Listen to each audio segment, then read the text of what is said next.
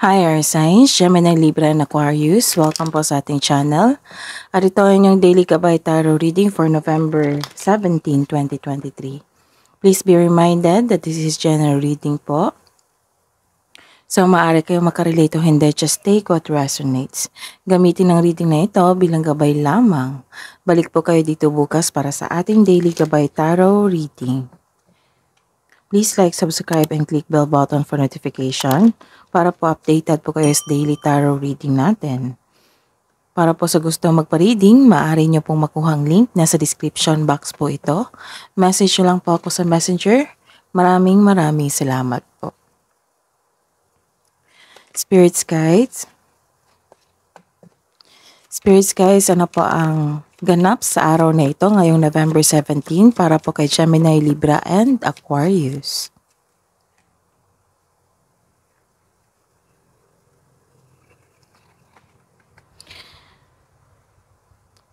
Nagkaroon ng tradition like for example, sumunod kayo sa isang tradisyon na dapat magkasal, magkaroon ng kasal or kailangan mag-take ng masteral para mag-level up. Ayun.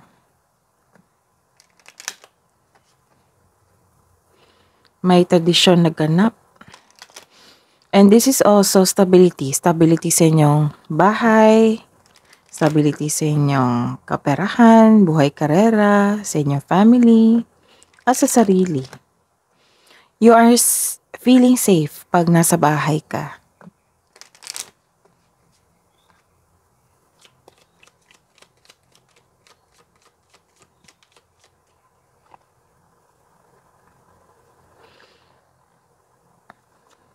And naka-receive ka ng wisdom from someone. And you're taking time to your religion.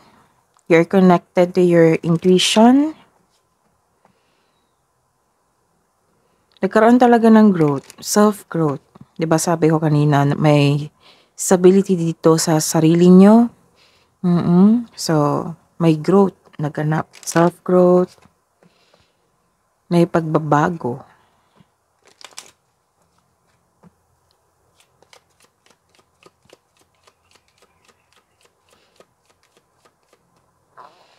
May nakikita rin akong graduation dito. Like sa masteral. Yun ang sabi sa akin. Wow, this is your lucky day. Naging masaya kayo. Enjoy kayo kung nasa bahay kayo. This is your lucky day and this is prosperity. Wow, ang ganda.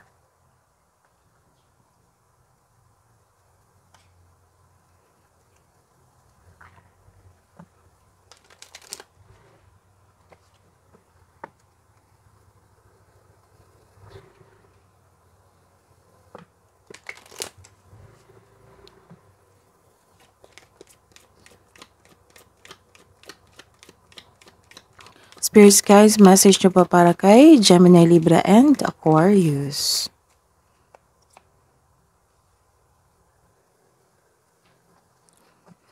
Navigating by the stars. So, follow your bliss. May connected kayo sa inyong, malakas ang inyong intuition ngayon. So, listen to your intuition. Baka may message itong binigay na kung saan ka dapat patungo.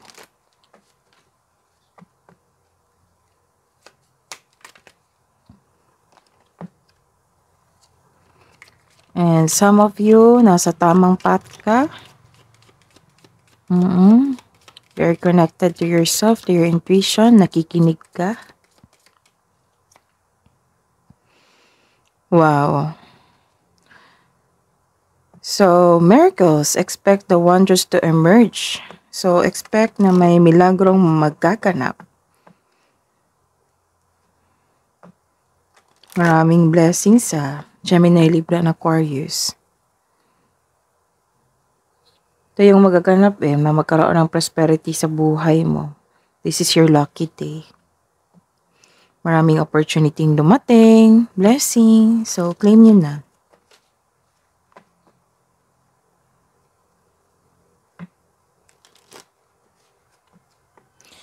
Spirits guides, ano bang energy ngayon ni Gemini, Libra, and Aquarius ngayong November 17, 2023? Gemini, Libra, and Aquarius, spirits guides. Oops.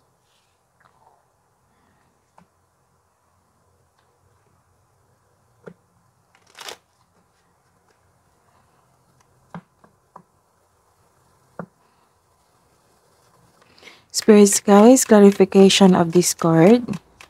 Clarification po sa card na ito.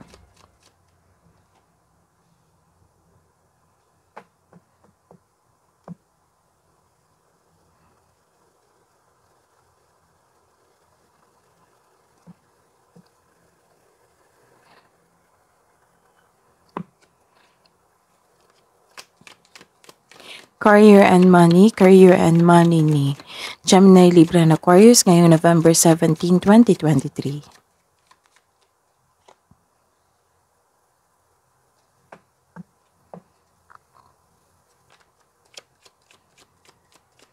Clarification of this reverse card. Para po kay Gemini, Libra, and Aquarius, career and money. Spirits guides.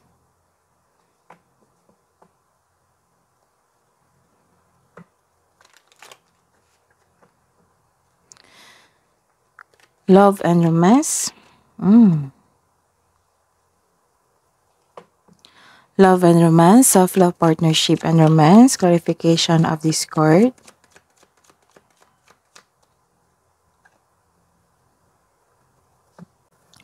By the way, air signs, Gemini, Libra, and Aquarius, uploaded na po yung monthly reading natin, monthly gabay reading natin para ngayong December 2023. Nakaseparate po yung Gemini, Libra, and Aquarius.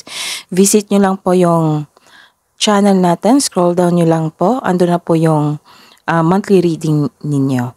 Maraming salamat po. Ngayong November 17, 2023, para po kay air signs, Gemini, Libra, and Aquarius. Sa araw na ito, malakas talaga inyong intuition. Diba sabi ko kanina na malakas ang inyong intuition ngayon. You are connected to your intuition. And nagkaroon ng self-knowledge dito. Nagkaroon ng changes sa inyong buhay. Diba sabi ko kanina na may changes na ganap kasi may stability, may growth. So this is changes. Naka-receive din kayo ng wisdom and wisdom. You are inspired also sa araw na ito. Naka-receive kayo ng wisdom from other people or sa isang bagay. Nagkaroon ng common sense and awareness. Sa araw na ito, may malalaman kayong sikreto mula sa isang tao. Maaring maging na siya sa inyo or darating ang isang mensahe or news. May malalaman kayong sikreto mula sa isang tao ngayong araw na ito. Ang sabi ng card na ito ay makinig sa inyong intuition. Maaring may panawaging spiritual na parating sa inyo. So the advice is to clear your mind and ask your heart for the answers you seek. The advice is to clear your mind and ask your heart for the answers you seek. The answers are already within you. So, sa mga may katanungan dyan, kayo lang po yung makakasagot. Connect to your intuition. Kasi ito yung tutulong sa inyo na magbigay gabay sa inyo. Magbigay ng gabay sa pamamagitan ng kanilang mensahe. This card tells you na trust your own counsel first. Magtiwala sa inyong sarili. Huwag basta-basta magtiwala sa ibang tao na wala namang proof. So, fact check nyo muna. So, this is very good kasi nakakonect kayo sa inyong intuition. Maaring ang message ng intuition nyo is follow the path, the given path. Kasi, yung tatahakin mo na daan is may magaganap na milagro. So, may magaganap na milagro sa inyong buhay. Basta po makinig lang po kayo sa inyong intuition. Kasi magbibigay ito ng miracle and prosperity, luck, and good luck. Good luck and mag-cause ito ng happiness sa inyong buhay. Mag-cause ito ng growth, self-growth, and stability sa inyong buhay. Maaring nagsimula ito sa inyong bahay. Na nagkaroon ka ng prosperity and you're sharing your blessings to your family. So, take these chances na makinig kayo sa inyong intuition. The clarification is the reverse card. Some of you are feeling trapped. Nagkaroon ng restriction. Stuck kayo sa inyong sitwasyon, sa inyong problema, problema sa bahay, problema sa karera, problema sa kaperahan. Parang sabi mo na nakatali ka sa isang bagay o tao at ikaw ay nahihirapan. Ilan sa inyo nagkasakit na dahil sa stress? Nakaramdam ka ngayon na parang nakakulong sa isang sitwasyon na hindi naayon sa inyong landas. Kaya ito yung advice. Listen to yourself, listen to your intuition kasi ito yung maggagabay sa iyo patungo sa tamang daan para may kasi kung makikinig ka lamang, magkakaroon talaga ng milagro. Magkakaroon ng blessings, makatanggap ka ng blessings. So, this card asks you to change something. To change something para ikaw ay makawala at makahinga. This card asks you to step forward towards to your goal. Trust yourself and be patient. So, kailangan talaga mag-step forward. This is the connection of your cards here. 1, 2, 3, 4, 5, 6. 3, 4, 5, 6. Okay. This is the connection of your card here. 6 cards. Na kailangan mong mag-move forward. Kailangan mong makawala sa isang kalungkutan or kasi you are feeling trapped sa isang bagay, sa isang tao, sa isang sitwasyon. So, kailangan mong makawala niyan. Kayo lang po ang makawala sa inyong emosyon, sa inyong iniisip ngayon. Kayo lang po. So, these cards tells you, the universe tells you na kailangan mong mag-move out sa isang emosyon kasi nakakulong kayo. And move forward, take an action, makinig sa inyong intuition kasi ito na yung mangyayari. Maka-receive ka ng good luck, prosperity, and miracles na mag-cause ito ng growth and mas malakas yung spirituality mo and maka-receive ka ng wisdom and stability. So, listen to your intuition. Sa mga disappointed ngayon, sa mga hindi maganda ang sitwasyon ngayon, so ito po yung gagabay sa inyo. Kailangan makipag-connect kayo sa inyong intuition kasi malakas yung intuition nyo. Kung makinig lang kayo. Reconnect. How to reconnect to your intuition? Meditate.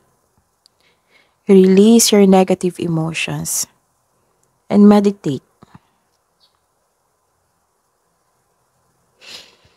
Sa buhay, karera, sa kaperahan, this is a reverse card. You have a difficulties in moving on. May problema ka sa kaperahan at sa karera. May nakita akong delay dito. Delay sa plano, delay sa travel. Parang maglilipat kayo ng lokasyon. Maglipat kayo ng lokasyon sa inyong negosyo, sa inyong trabaho, or lipat kayo ng isang posisyon, sa isang department. May nakita rin akong bumalik sa past. Isip-isip yung past or may bumalik talaga na past na isang tao. Kaya, nahihirapan kang mag-move on. So, ang sabi kanina, kailangan mong mag-move out, ikaw lang yung makawala dyan sa iniisip mo. So, meditate. And the clarification is, nagkaroon ng pagkakaisa. Nagkaroon ng pagkakaisa sa isang team, sa isang grupo, sa workplace nyo. Ayun. Nagkaroon ng harmony. May customer ka mga bata ngayon? May customer ka mga bata ngayon or may tinuturuan kang bata? Mga batang nakikita ko dito eh. So, very supportive. Nakikita ko dito na very supportive ang inyong family. So, this is the connection of your first card here. Naghahatid sila ng motivation sa iyo na ang siyang dahilan na magkaroon ka ng focus at sa pag-achieve ng goal mo. So, isa sa dahilan na maka-move out ka sa inyong disappointment or sa nakakulong kayo sa iyong emotion So, maaring makawala ka sa pamagitan ng wisdom galing sa inyong pamilya, galing sa isang close friend mo o sa inyong family. Kasi nakikita ko dito na very supportive yung family mo, co-workers mo. Sila yung maghahatid sa inyo magbibigay sa inyo ng motivation na ang siyang dahilan na magkaroon ka ng focus at sa pag-achieve ng goal mo. Magsisimula ito sa bahay na magbibigay ito ng wisdom sa inyo para magkaroon ka ng inspiration and ma-motivate ka towards your goal, to take an action towards your goal. So, open up. Open up sa mga trusted friends, family, or co-workers. Kasi nakita ko dito na may mga tao na very supportive sa inyo. Sa buhay pag-ibig, this is a time for family and family. Sila magbibigay sa inyo ng wisdom, magbigay motivation sa inyo. So, this is also wealth. This is family and inheritance. Opo, may ganap talaga. Nakikita ko dito may makatanggap ka ng mana, pension, retirement, o masaganang buhay. So, nakikita ko dito, you're spending time sa inyong family, nag-save ka sa sarili mo at sa kanila. May plano kayo ng pamilya mo na magbuo ng family business. Sa buhay pag-ibig, papasok ka o interesado ka lang magkarelasyon kung ito ay seryoso sa buhay. So, this card is a sign na ipakilala mo ang iyong partner sa inyong family at sa mga kaibigan. And the reverse card which is the clarification of your first card here, nagkaroon ka ng hesitation.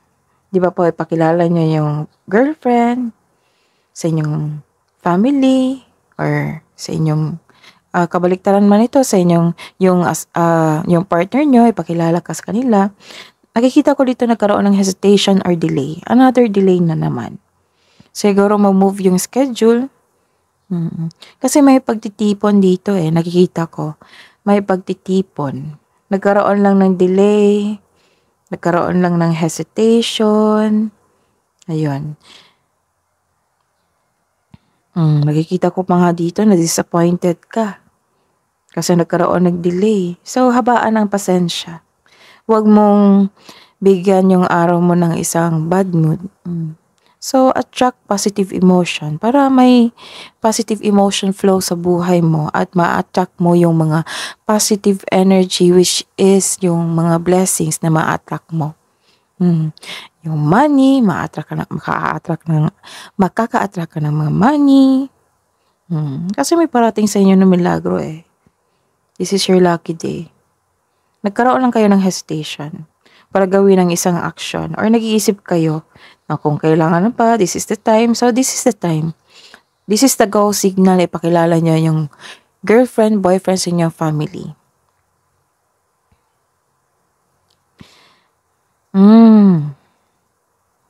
Kasi may nakita ko ditong maglipat ng isang lokasyon, right? Nag-alangan kayo, nagkaroon ng hesitation or nagkaroon ng delay. Ilan sa inyo ayaw umalis sa comfort zone? So, be confident. The advice is be confident. So, this reading for today is all about motivation. It's all about family. And message from your intuition. Message from the universe na kailangan mong gawan ng aksyon para makareceive ka nitong bigay nila sa'yo. Miracles, milagro, at prosperity. This is your lucky day. And I know, Gemini, Libra, and Aquarius na makikinig talaga kayo sa inyong intuition. So, meditate and talk to your family or close friends para ma-inspire kayo kasi nakita ko dito na very supportive sila. Siyempre, meron din dito nabasa ko na makinig kayo sa inyong sarili. Mas makinig kayo sa inyong sarili. And fact check nyo muna kung totoo yung message or news na na-receive nyo. Ang ganda ng reading na ito. About sa self-growth, stability sa inyong buhay. Maraming blessings na kaabang. Maaring na-receive nyo na ito. Maaring na-receive nyo na ito ngayon. Spirits guides. Hidden truth, anong iniisip mo, anong iniisip niya para sa mga single na Gemini, Libra, and Aquarius. Finding out the truth crushed me.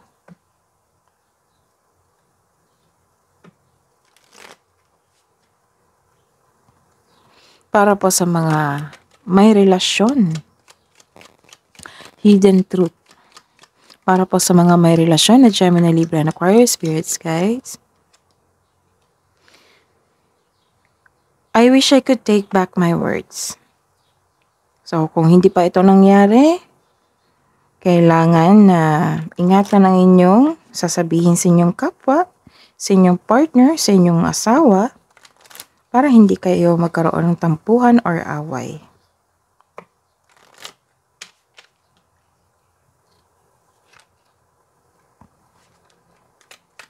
Spirits guys, self-love po. Para po sa mga single, sa mga nakikinig ngayon.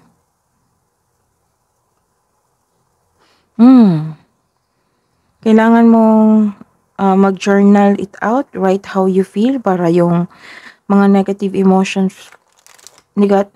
emotions mo or bigat na dala-dala ay mag-transfer sa isang pahina. So, malaking tulong talaga yung journal.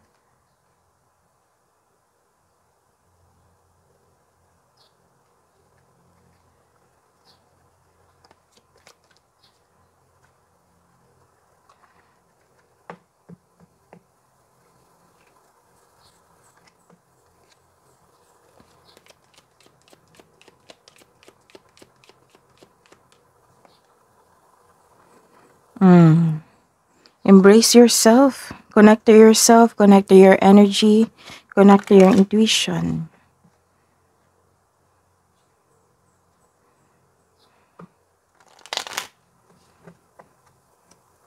Embrace yourself. Love yourself more. Sa buhay mag-asawa, sa magjowa, cherish your relationship.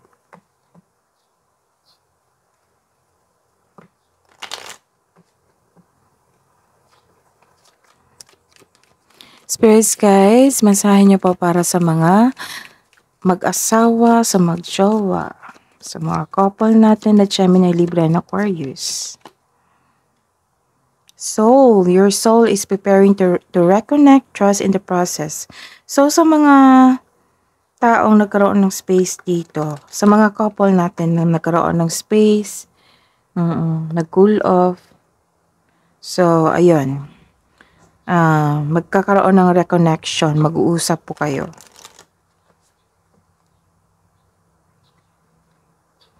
So, kung mag-usap kayo, be true to yourself. Para ma-express mo na yan lahat. Spirits guides, wisdom message po para kay Gemini, Libra, and Aquarius. Ngayon, November 17, 2023. Wow! You're receiving unconditional love. Oh, syempre, kasi nakita ko dito na maraming nagmamahal sa inyo eh. Lalo na't ang inyong family. Love yourself, others, and every situation, no matter what the outward appearance may be.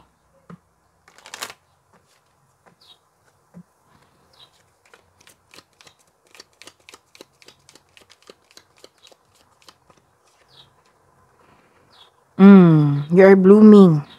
You're just getting started. So have patience with yourself and the process and do not give up. Do not give up kung may nahirapan kayo ngayon.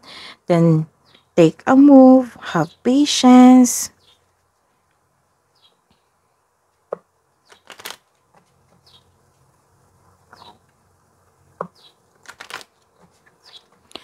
Spirits guides,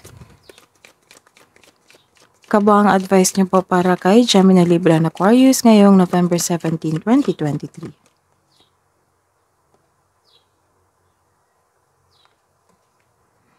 Balance will be restored. Wow.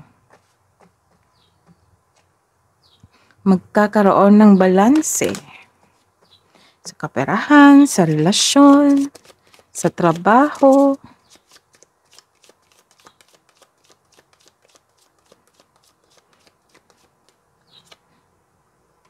Next ng balance na yan is stability. Magkakaroon ng stability. So, shield your energy. Protect yourself. Look beneath the surface.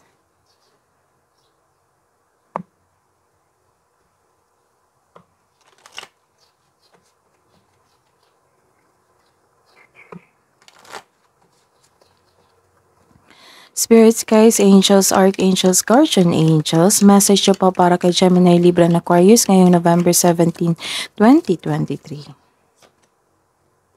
Message from Archangel Mallory. Remember who you are. Take action when you are ready. So, marami ng message dito na kailangan nyo talaga mag-take action. Move forward and take action. Para makareceive kayo ng milagro na bigay sa iyo ng universe, lalo na't yung good luck and prosperity na magkakaroon ng self-growth, career growth, and financial growth sa tulong ng universe and sa inyong pagmamahal sa inyong family at sa mga nagmamahal sa iyo. So, do not give up sa mga nahihirapan ngayon.